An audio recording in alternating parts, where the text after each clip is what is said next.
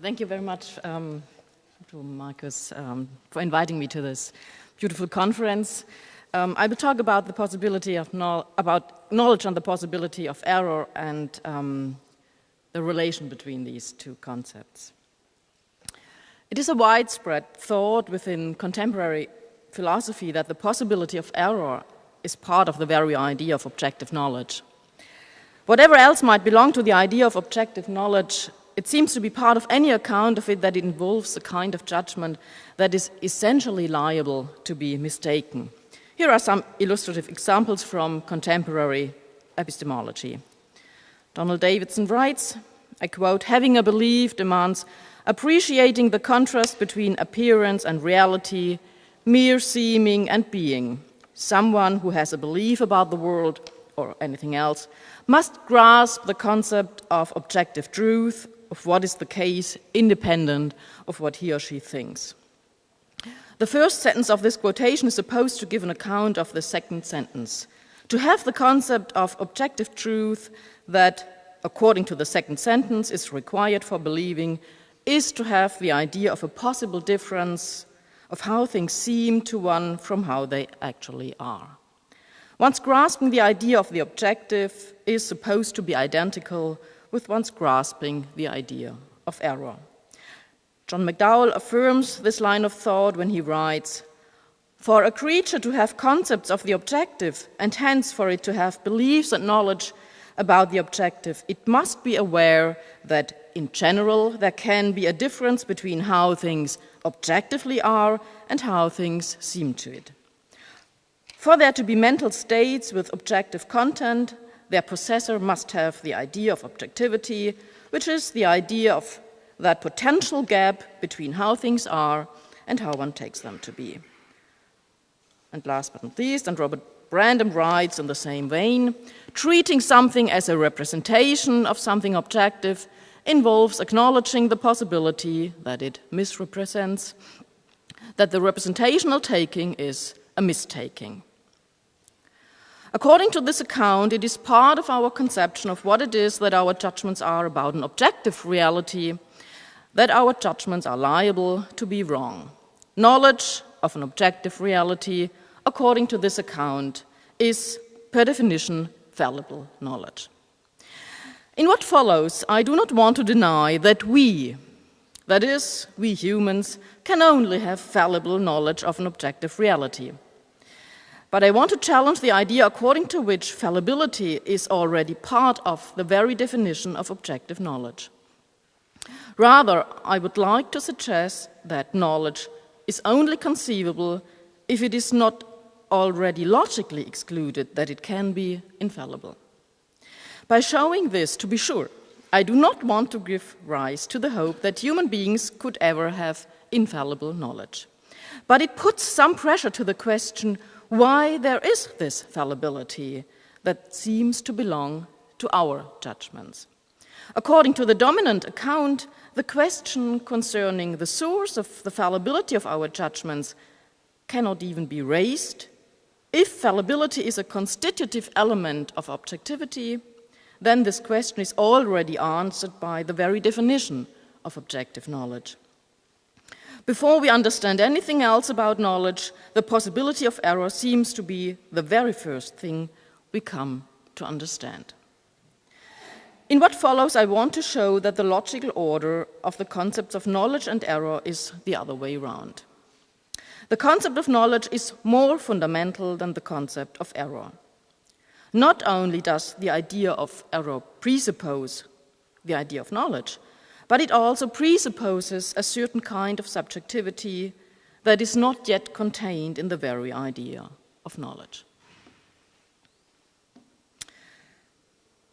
The idea of objective knowledge is the idea of a cognitive state that non-accidentally represents things as they are.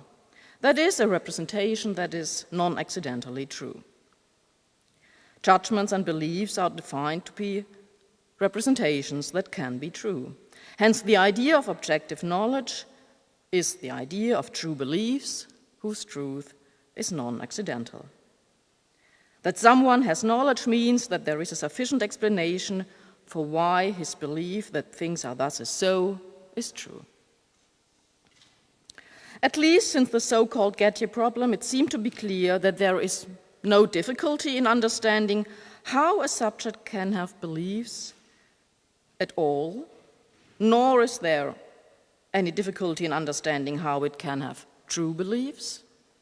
However, there seemed to be an unsurmountable difficulty in understanding how someone can have knowledge in the sense of having a belief whose truth is non-accidental. Since the traditional attempt to account for the non-accidentality of truth by defining knowledge as true justified belief seemed to be refuted forever since Gettier's examples.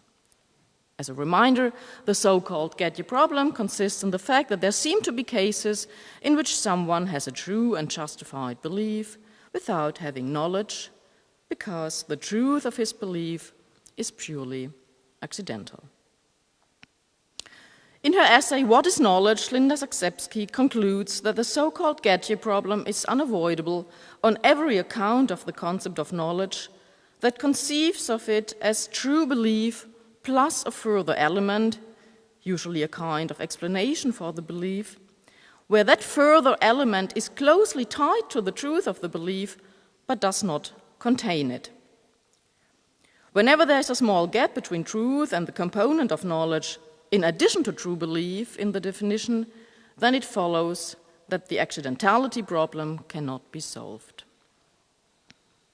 From this, Zaksepski concludes that we have to develop the idea of an explanation of beliefs that contains that beliefs that are explained in such a way cannot be but true.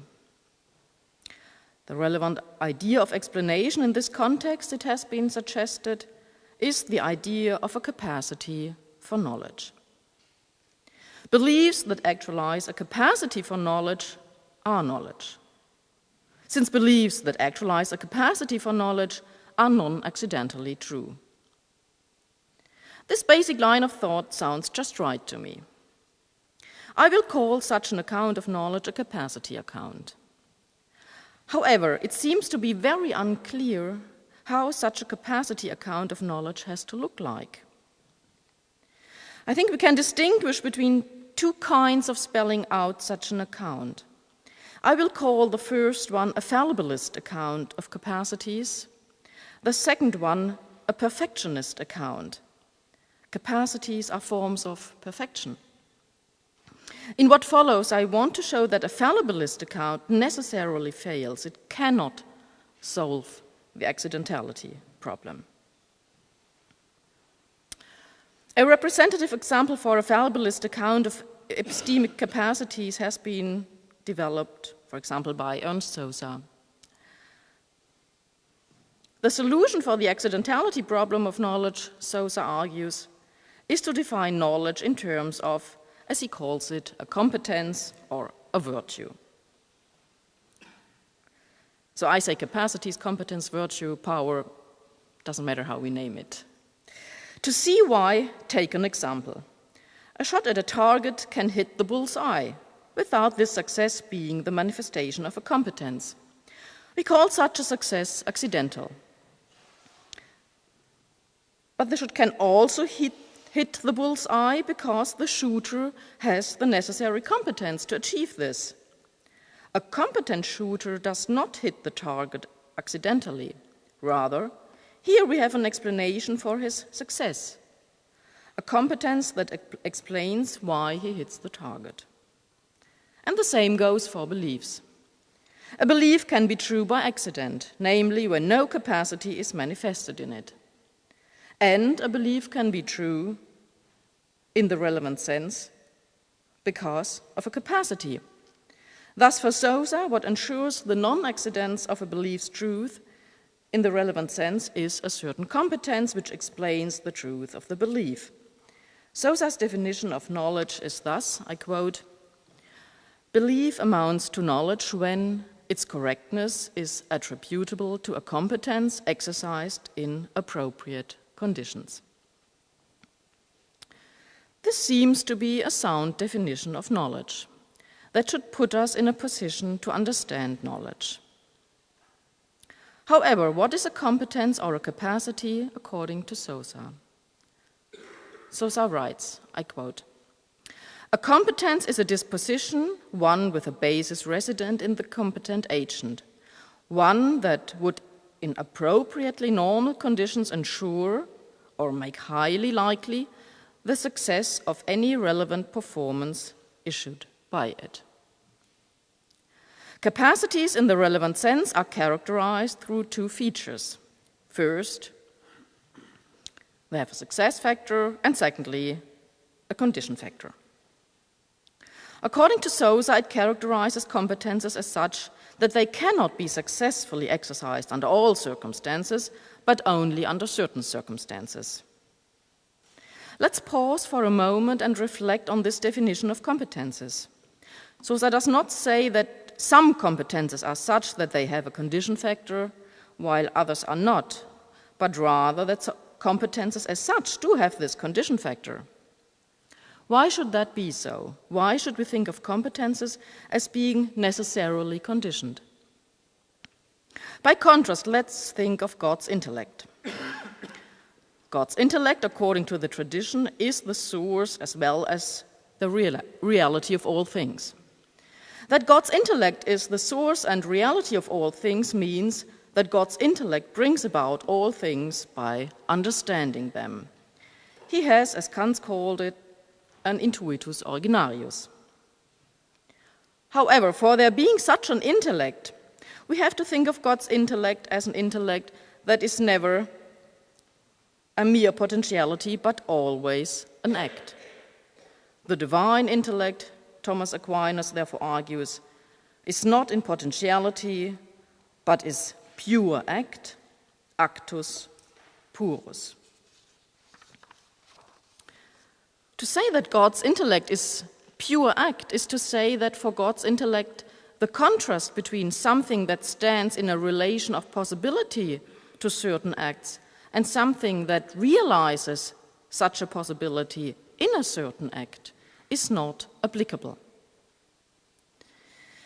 The acts that God's intellect performs are pure in the sense that they are not realizations of something that was there before only as a possibility. For this reason, it is logically excluded to think of God's intellect, as Thomas Aquinas argues, to think of it in terms of a capacity or as a potentia, since the very idea of a capacity is the idea of a source of acts that contains an infinite series of possible acts, which as such are not identical with the reality of these acts. The idea of a capacity is linked to the idea of a contrast between the possibility of acts and their reality. This contrast is not applicable to God's intellect. God's intellect is perfect. Logically speaking, it cannot be described as a possibility of acts, since as a possibility of acts, it would be less perfect than the acts that actualize it. If God's intellect were a capacity, a potentia, it would not be perfect because, as such, it would be a mere possibility of acts and thereby be characterized through a lack of reality. Above, we asked why Sosa thinks that capacities have a condition factor. We can now see why this general account is sound. The same reason that explains why God's intellect is no capacity at all also explains why capacities as such are dependent on conditions. It is the idea of a contrast between possibility and reality.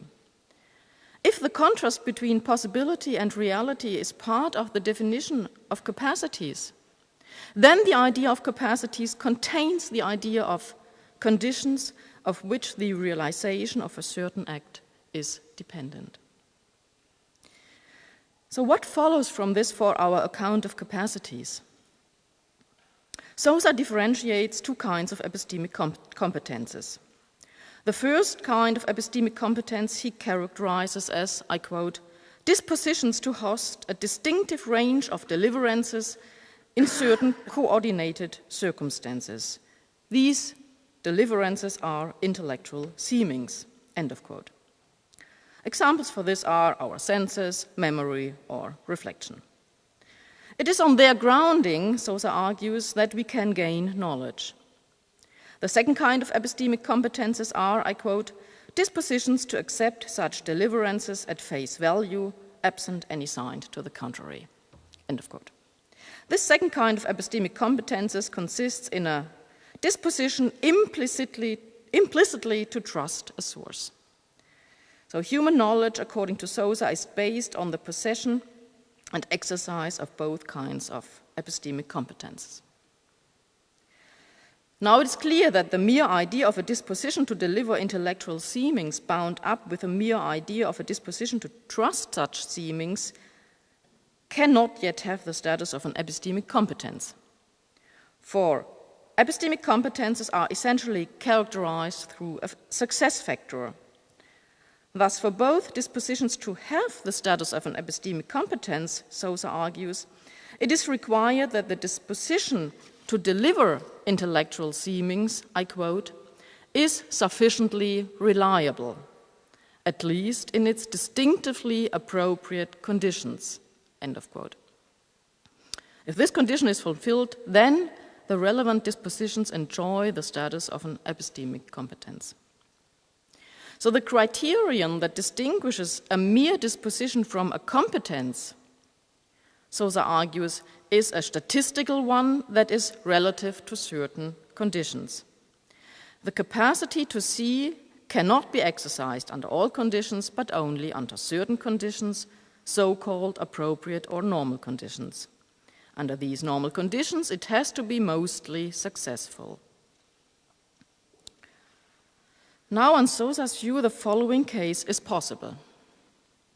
Someone has the competence, the conditions are normal, and yet he still does not produce the successful case, but falls short of it.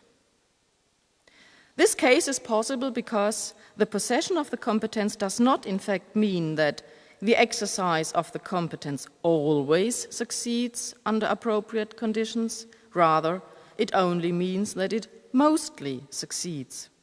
Under appropriate conditions, two cases are therefore logically possible. The exercise of the competence succeeds, or it does not succeed. The upshot of this is that whenever an exercise of a competence succeeds under appropriate conditions, this must be a matter of luck, a matter of accident.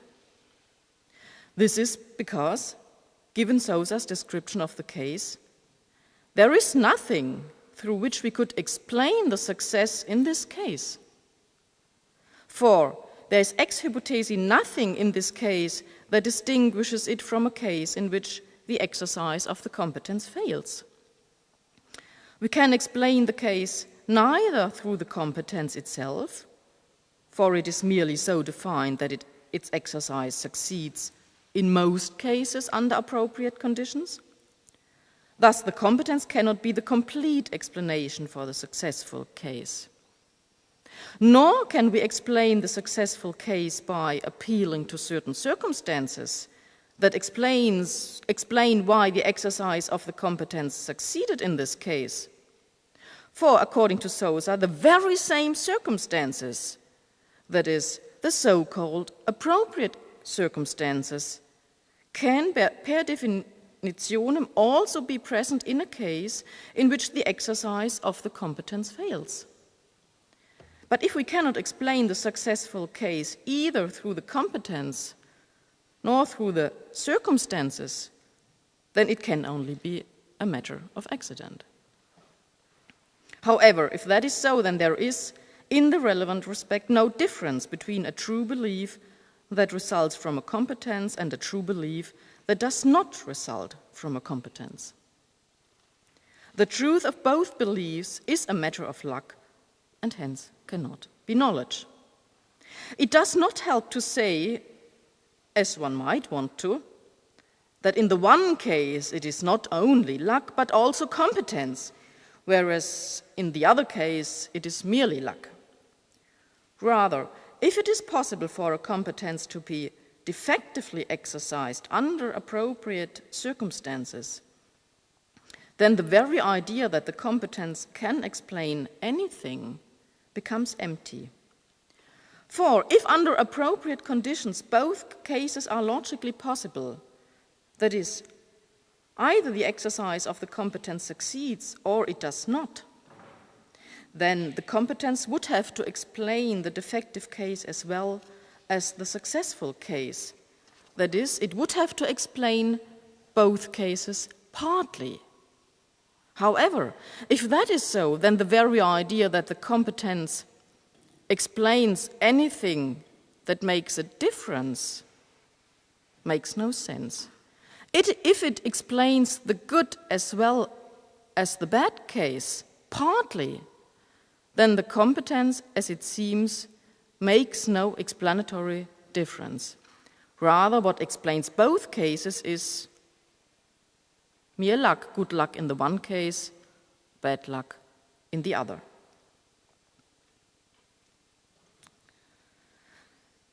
Sosa's good insight was that the fundamental concept of epistemology must be the concept of a competence.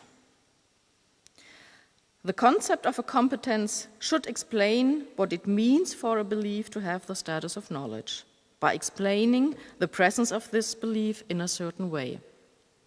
However, as we have seen, Sosa's good insight is undermined by his own account of competences.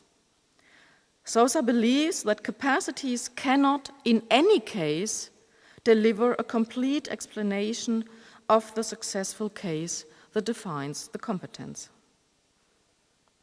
I will call any account of competences that denies that competences can deliver a complete account of the successful case a fallibilist account, because of the way it tries to accommodate the possibility of failure. On a fallibilist account of competences, the concept of an epistemic competence cannot do what it actually is supposed to do, namely solve the accidentality problem.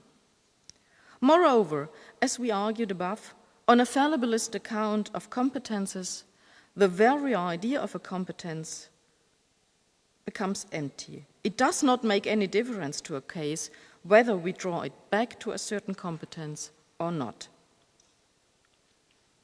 It's more like a fifth wheel. Now let's X be the concept of a certain act. Then we can characterize the fallibilist account of competences through the following two claims. First, doing X by exercising the competence to X means that one's doing what one does is non-accidental. And second, having the competence to X means that under the conditions proper to the competence in question, one sufficiently frequently produces acts of X. However, claim 1 and claim 2 are incompatible. That something is non-accidental means that there is a sufficient explanation for it. No further element has to be added to explain the reality of it. Thus, the role of a competence has to be the role of a sufficient explanation. However, thesis 2 gives an account of competences that makes it logically impossible that a competence can ever provide such an explanation. According to thesis 2, even under the best possible conditions, it is not excluded that a competence does not bring about the case that defines the competence. For, according to thesis 2, it is possible that all conditions appropriate to the competence in question are present, and yet someone fails to exercise it properly. Thus, when a subject with the competence in question exercises this competence under conditions appropriate to it, and indeed brings about the case that defines the competence, we cannot say that the competence gives a sufficient explanation for it.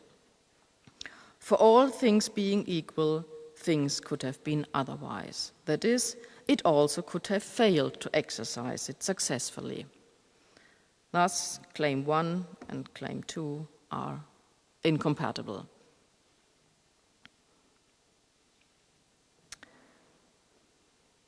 So we argue that according to a fallibilist conception of epistemic capacities, the question whether we catch reality or glimpses of it in our thoughts, or whether we fail to catch it, it is a question whose answer can never be given just by an exercise of our epistemic capacities. For the answer to that question does not only depend on an exercise of them, but always also on a bit of luck. Every exercise of our epistemic capacity necessarily has to refer to luck as an additional element to its exercise for its being intelligible, for it that reality can be caught in such an exercise. According to the fallibilist understanding, the question whether reality is caught or not is dependent on two factors: on one's exercise of an epistemic capacity and on a bit of luck. Thus, reality is conceived as something that is beyond the control of our epistemic capacities. Reality, that is, the way things are, is such that we, as subjects of epistemic capacities, cannot in principle reach just in virtue of exercising these capacities. Above, we argued that any account of epistemic capacities that denies that an epistemic capacity can deliver a sufficient explanation of knowledge is a fallibilist one. As we can now add, this denial implies a further claim that we can state as follows: reality is beyond, so it's the third one, reality is beyond the control of one's epistemic capacities. To say that reality is beyond the control of our epistemic capacities is to say that we, as far as what we know in virtue of exercising our epistemic capacities, can never know whether we catch reality in our thoughts or not. However, if that is so, then even the question whether we have epistemic capacities at all is a question that is beyond the control of one's epistemic capacities. As any other question concerning P or non-P, also the answer to this question depends on luck. Thus, the denial that an epistemic capacity can deliver a sufficient explanation of a case of knowledge implies a further claim, it's the fourth claim: one's possession of epistemic capacities is beyond the control of one's epistemic capacities. Whether I am a knower is a question that I cannot answer just by exercising those capacities, the existence of which is in question. It is a question that cannot be answered just by exercising these capacities, because it is a question whose answer does not only depend on the exercise of these capacities, but also on a bit of luck that has to be added to my exercise. Hence, as far as my capacities go, they cannot answer it. So I argued that claims 2 to 4 are incompatible with claim 1. To remember, claim 1 is doing X by exercising the competence to X means that one's doing what one does is non-accidental. So claims 2 to 4 are just implications of the fallibilist account of capacities. So in what follows, I will offer an account of knowledge that refuses claims 2 to 4, and thereby does justice to the first claim. That is, the claim that doing some act X by exercising the competence to X means that one's doing what one does is non-accidental. Refusing claims 2 to 4 is to argue that competences can provide a complete explanation for the case that defines them. Representatives of a fallibilist account of competences do not even consider this idea. It seems to be excluded from the start. Why so? I take it that the following line of thought stands behind. So, what I think they think, implicitly. If we say that the idea of an epistemic competence implies that there are true beliefs that are completely explained by this competence, then this means that someone who has an epistemic competence has the competence to form beliefs of which it is ruled out that they could be wrong.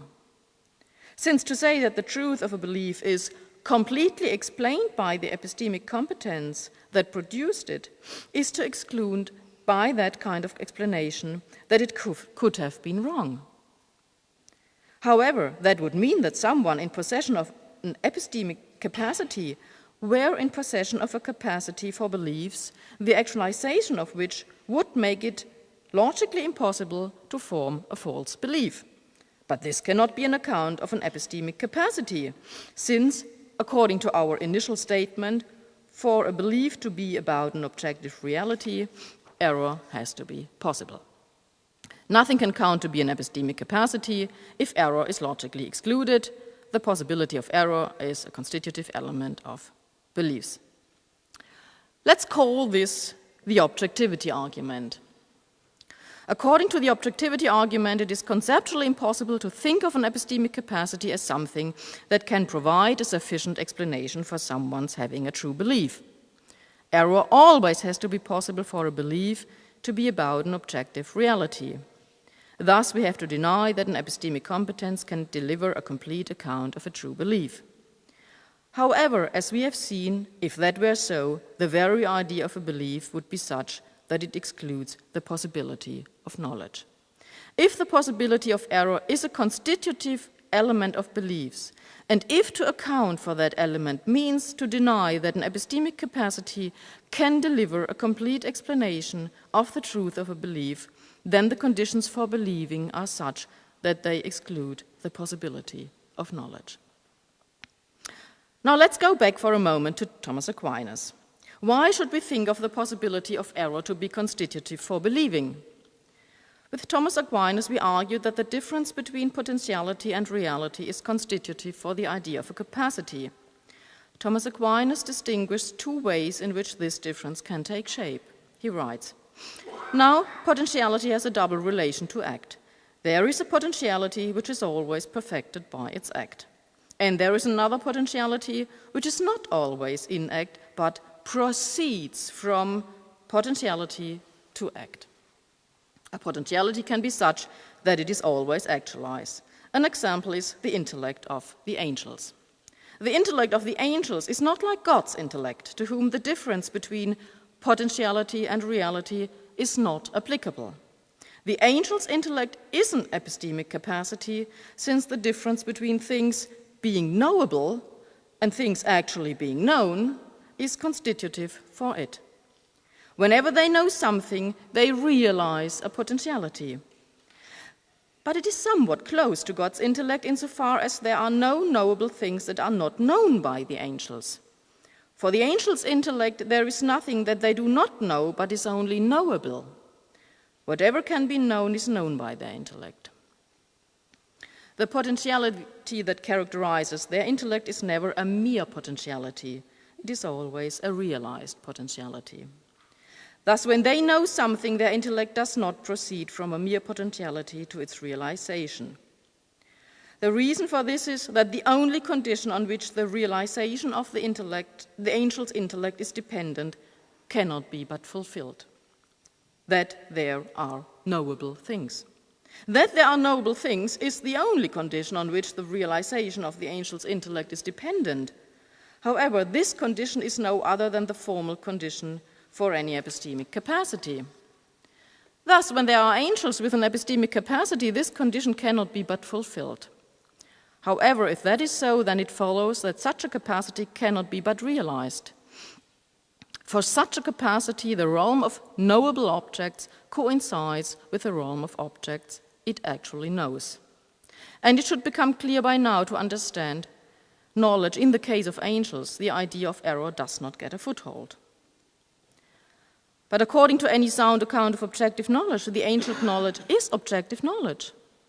Also, the angel's knowledge fulfills, in a certain sense, the demand that Bernard Williams describes as, I quote, the very basic thought that if knowledge is what it claims to be, then it is knowledge of a reality that exists independently of that knowledge and indeed independently of any thought or experience. Objective knowledge, according to any sound account of it, is knowledge of a reality which is constituted by objects that are as they are, independently of one's knowing them to be so. God's knowledge, by contrast, is not objective knowledge. His knowledge is ursprüngliches Wissen, creative knowledge. God creates the world by knowing it. Therefore, the difference between things being merely knowable and things being actually known is not applicable to him. So what we need to account for objective knowledge is the difference between things being merely knowable and things being actually known. But this idea is no other than the very idea of an epistemic capacity. However, what we do not need is the difference between things merely appearing to one as if they were thus and so, and things actually being so as they appear. To account for objective knowledge, we do not need the idea of error. Of course, the human intellect is different from the intellect of the angels. The human intellect is an epistemic capacity that proceeds from mere potentiality to its realization. That is to say, not all knowable objects are actually known by the human intellect. For the human intellect, there are objects of which it is true to say that they can be known but are not known by him actually.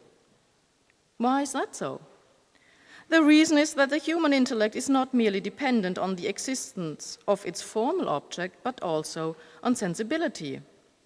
A human epistemic capacity is the capacity of a bodily being, which is to say that any exercise of its capacities is mediated by sensibility. A human epistemic capacity is only actualized on sensual conditions. Hence, the human intellect can know the knowable objects only if some further conditions are fulfilled besides the existence of the knowable object, namely certain sensual conditions. However, we cannot derive from the concept of an epistemic capacity that it can be actualized under all possible sensible conditions. That is, we cannot exclude that there are sensible conditions that are good for the capacity and others that are less than good.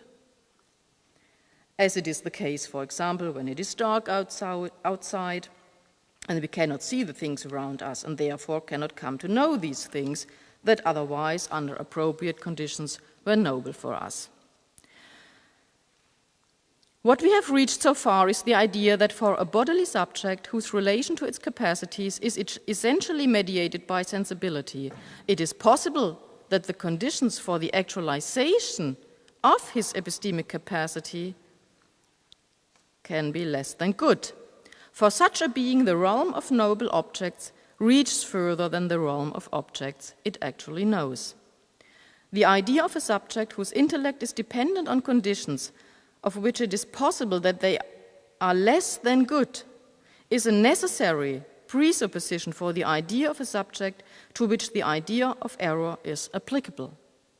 Since the idea of conditions that are less than good for a capacity is the idea of conditions under which it is possible that the capacity is only defectively actualized. Less than good conditions for a capacity are conditions under which the capacity might not bring about the successful case that defines the capacity. By contrast, good or appropriate conditions are conditions under which the capacity is well actualized, that is, such that it brings about the successful case that defines the capacity. So according to the account we have developed so far, that is what error would have to be, a defective actualization of an epistemic capacity. Cases of error are cases in which the exercise of the epistemic capacity fails because the appropriate conditions for its exercise are not present, or precisely because there are circumstances that prevent or limit the successful exercise of the capacity. So herewith we have arrived at a concept of a fallible capacity that accounts for the demand articulated above.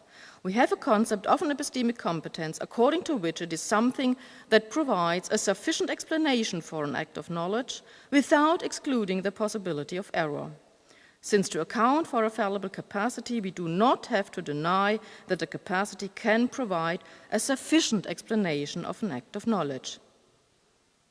To account for fallibility, what we need is the idea of a capacity to which the idea of good and less than good conditions is applicable. A capacity that is exercised on sensible conditions is such a capacity. since it cannot be excluded from the very idea of such a capacity that there are sensible conditions that are less than good for the capacity in question. Let's summarize. The thought that someone has an epistemic capacity is not identical with the thought that it is impossible for him to get things wrong. This is so because someone's relation to his epistemic capacity can be mediated by sensibility. If that is so, then the idea of error is applicable to him because his capacities are dependent on sensible conditions, such that the distinction between good and less than good conditions is applicable to this capacity.